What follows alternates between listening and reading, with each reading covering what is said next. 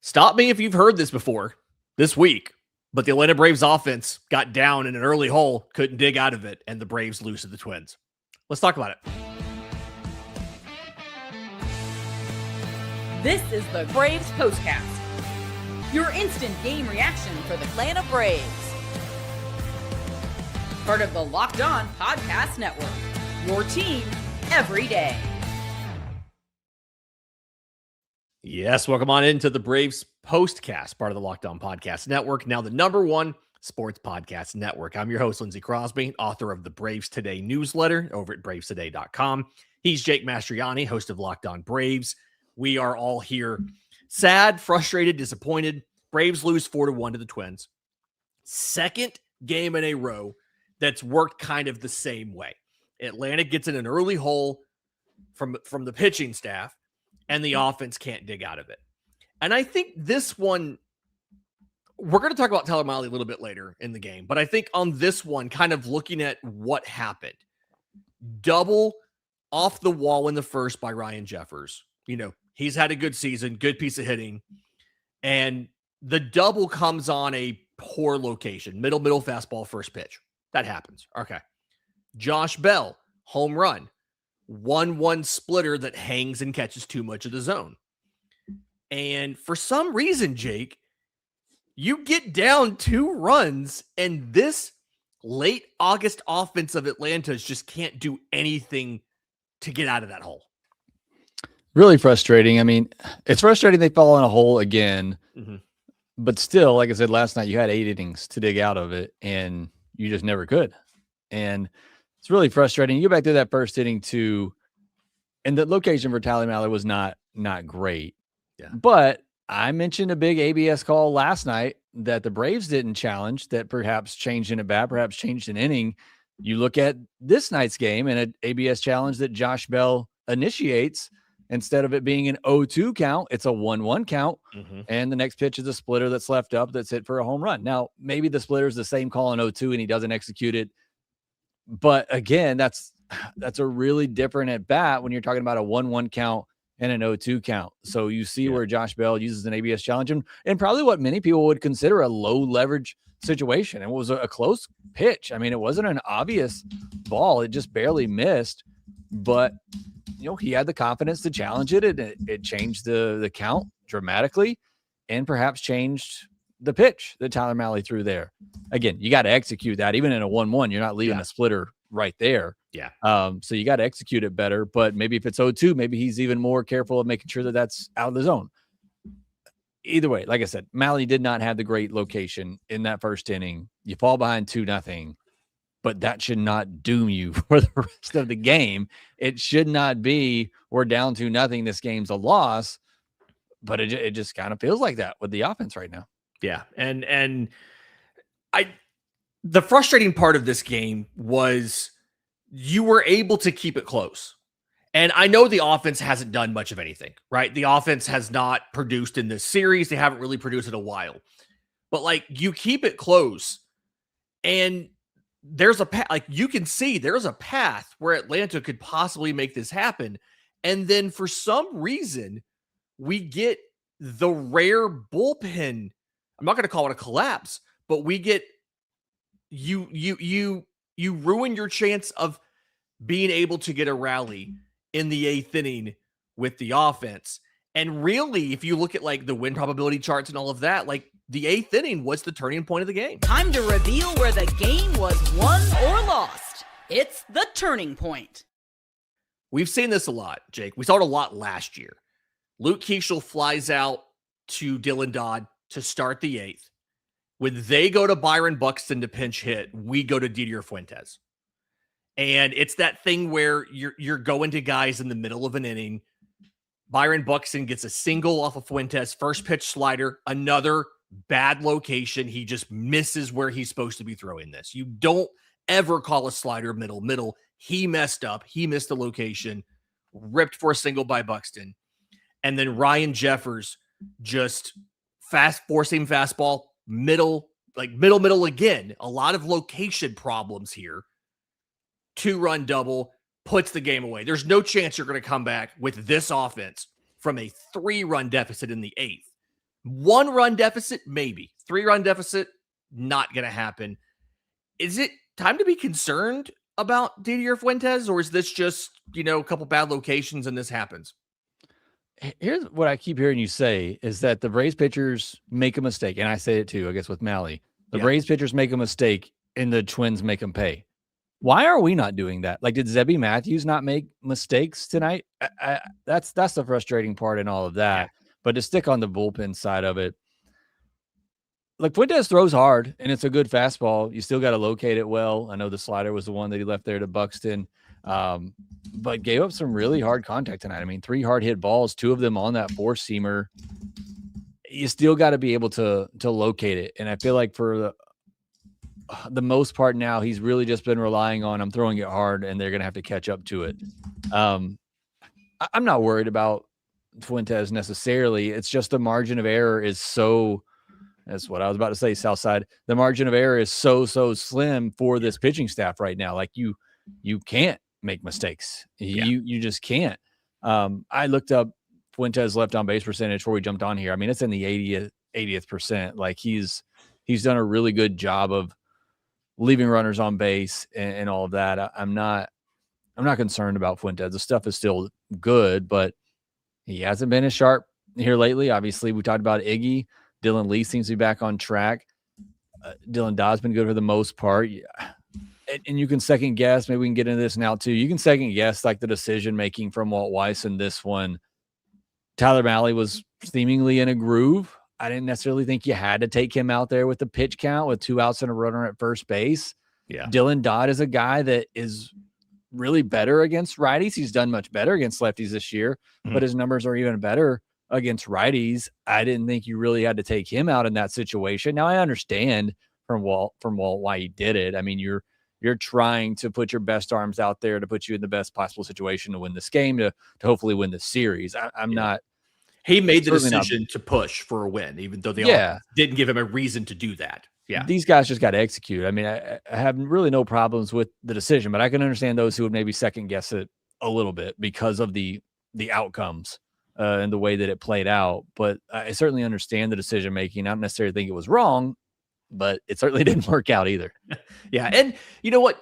Like, we're gonna rip the offense in just a minute, but I do want to talk a little bit about Tyler Mahle's start and then overall what we saw from the offense. The one kind of bright spot and then the rest of it, the bad. We'll do that after the special break.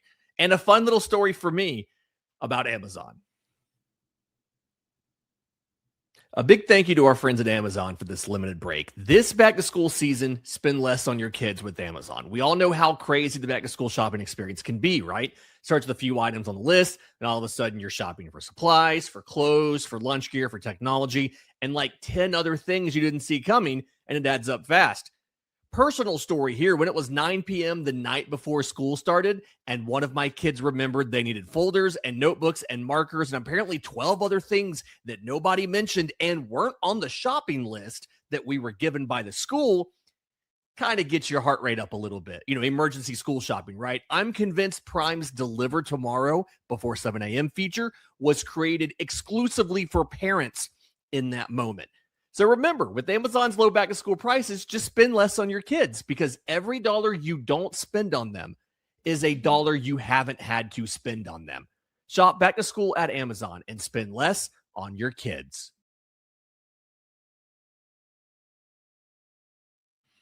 Okay. Do you want to end on a high note and talk about Mahle, or do you want to go ahead and talk about the offense now? I'm going to let you pick. Let's do Mahle first. Yesterday, we kind of ended on a high note. This game doesn't deserve that. Okay. I like the way you think about it. All right. So Tyler Mahle, okay, again, some bad locations in the first. He just doesn't execute some pitches, gets down 2-0. From that point, Tyler Mahle finishes 6 2/3 innings, 6 hits, 1 walk, 3 strikeouts, doesn't allow any other runs. And the most impressive thing to me is how efficient he was able to be in those middle innings. 26 pitches to get to the first.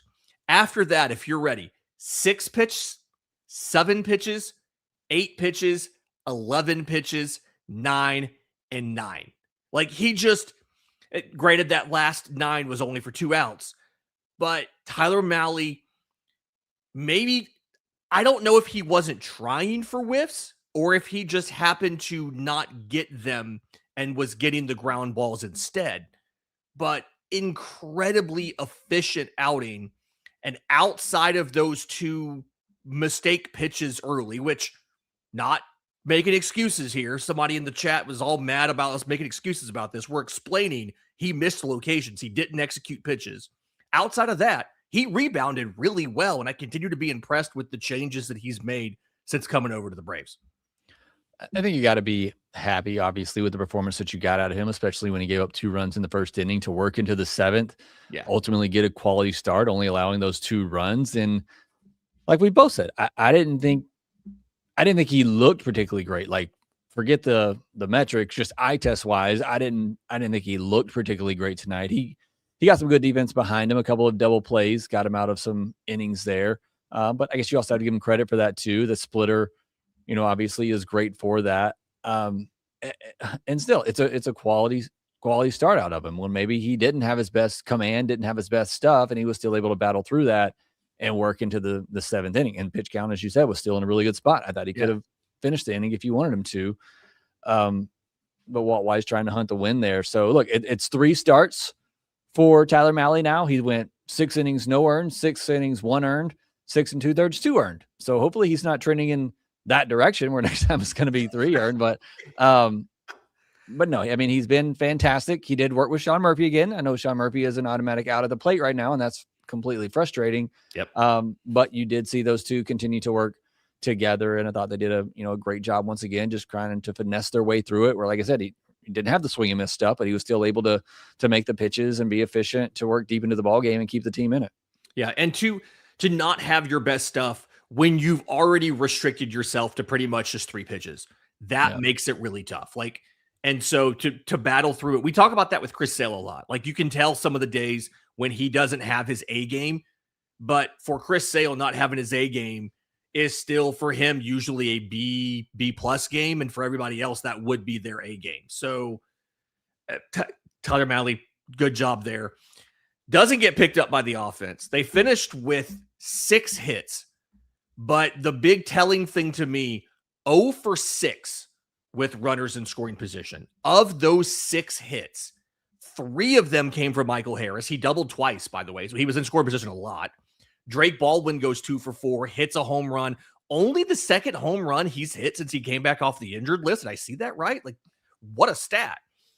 And then outside of that, you had 1 Ozzie Albies single, and that was it. And I think the problem, I mean, we know that this offense can run hot and run cold. Like, we've seen it plenty of times. We were all here for June. We all came on this postcast and talked about how bad they were in June.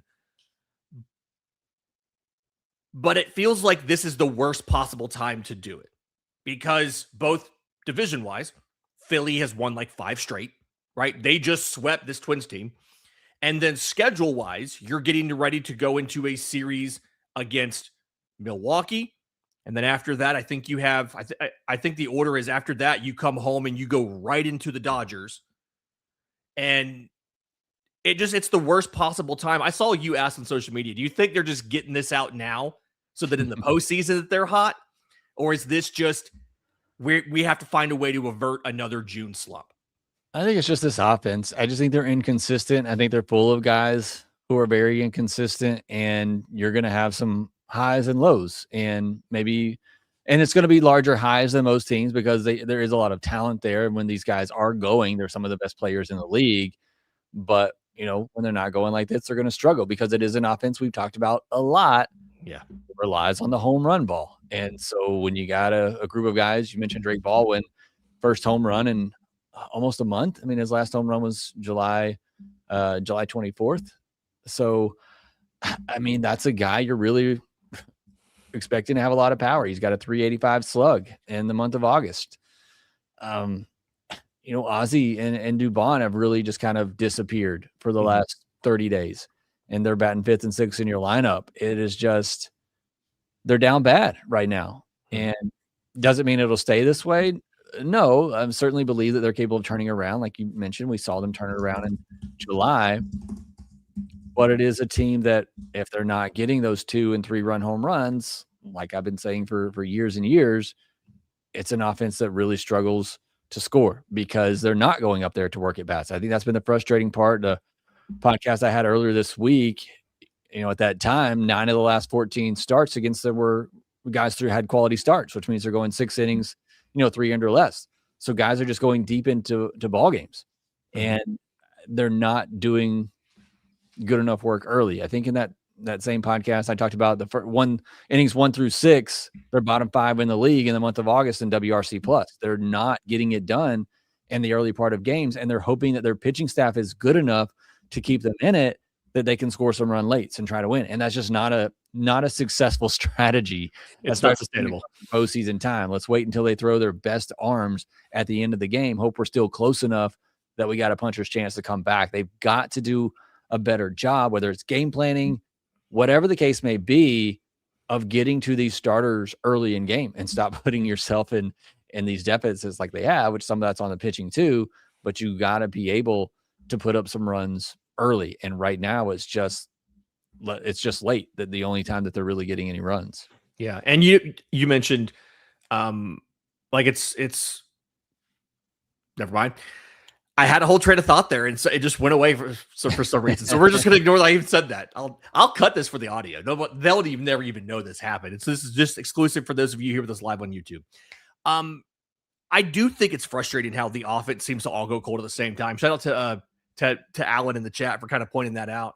That almost feels like that's the downside of having the really good clubhouse chemistry with everybody, is for some reason like they just all get they all go down cold at the same time. A little bit frustrating there. But I think the good news here, and the thing that I like about this, is going to sound weird. I know I'm trying to word this, okay? The saving grace of these losses, for the most part, is the Braves are very clearly on offense going through it right now. They are not having a good time, which means we are not having a good time. They're not getting blown out. I feel like the difference between now and in June was, one, I feel like everybody was bad in the month of June for the most part, and all across the board. But you were just getting absolutely blown out by teams, including some bad teams in the month of June. This is, good teams you're playing outside of the Mets, right? It's the Yankees, it's the Diamondbacks, who are a playoff team as of right now. It's the Twins, who are right there in the playoff hunt in the American League. And they're close losses. So if you're trying to be optimistic here, and I know a lot of you are not, but if you're trying to be optimistic here, this is the saving grace of this is they're not that far away from turning it around. It's not like they're failing in every single respect. It's little small things here and there that they're not doing well enough, or they're not doing right. And I know a lot of people are only here to be negative and to hear about the bad stuff, but that's the saving grace for me, is that you can see how this could be fixed really easy. Am I just trying to like hype myself up to keep doing Postcast for the rest of the week? Or is that maybe this is not June, they're not as bad as June, don't freak out kind of thing, Jake? I don't think they're as bad as June, but I do think there are some major flaws with this team that I think have been there. I even said it coming out of the break. I said they're winning games, but they're still, they don't look like that team. Like even in the games that they were winning coming out of the break, they're still with a lot of issues in there that I was seeing. I think the competition was just a little bit less. And now that the competition has stepped up a little bit, those holes have become very much more impactful when you're playing good teams, obviously. I think for me, if you wanted to look at something optimistically, the pitching has been good.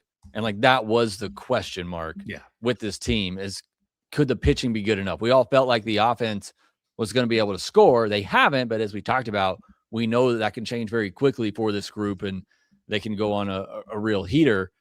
But I think if you wanted to be optimistic, the pitching has been much better than we could have hoped. I mean, outside of a bad start, one bad start from Elder, one bad start from Holmes, this pitching staff has been fantastic. You're getting to see AJ Smith-Shawver tomorrow. Hopefully going to be a good start for him in a game you really need to win. Yeah. But again, yeah, if you wanted to try to be positive, which I know is really hard to do right now, it's that the pitching has really impressed me since the trade deadline and in the month of August. They're 10th in ERA, I think, overall in the month of August right now at 3.34. So, I mean, they've been excellent. Bullpen has been a little sketchy. I'm not going to say that. The pitching has been good. I'm going to end on a high note there. We won't talk about that. I mean, bullpens are not going to be perfect. And so, like, the only reason I even asked about Fuentes was because we've seen him give up runs twice in a short time period. But for the most part, like, it's just bullpens are going to have those issues. The offense is the problem right now. And to your point, everybody who was dooming and glooming in March were saying, hey, this rotation's terrible. This pitching's terrible. You're doomed because of that. That was wrong. So maybe everybody who's dooming right now and saying that, hey, Atlanta's going to lose a division lead and Atlanta's not going to make the postseason and Atlanta's going to get eliminated and swept in the first round via 2 perfect games, maybe they'll be wrong too. That's all I'm saying. All right, Wednesday, 1:40 p.m., AJ Smith-Shawver versus Taj Bradley. Tyler Kenley lost his job to bring you this start, so please tune in to Braves Vision at 1:40 for this game. Please tune into the postcast afterwards. The Braves specifically moved this game earlier in the day so that Jake could do this and not have interference with church. So thank you to the Braves for making sure Jake could be on the postcast for us. Please be here. We're going to break down what's going to be a fantastic Atlanta Braves win by, after a great start by AJ Smith-Shawver and an offensive explosion by the lineup. But again, Braves lose the game 2, 4-1. We'll be back tomorrow. For Jake Mastroianni, I'm Lindsay Crosby. This has been the Braves Postcast.